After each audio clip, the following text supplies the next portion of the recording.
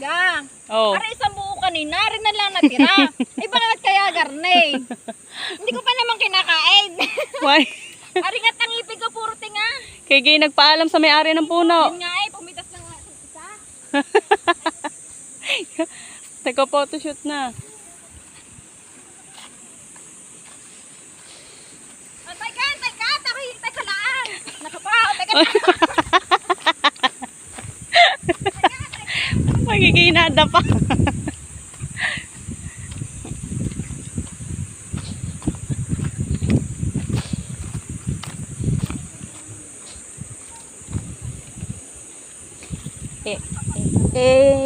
I'm on vacation.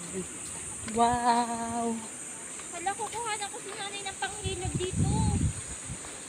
Ito pangit. Pangit. Kuhanan mo si nanay ng panghilod. Ito na ha. Kasi tinapon mo naman ko lang matagal pa yung panghilod. Malapad na panghilod.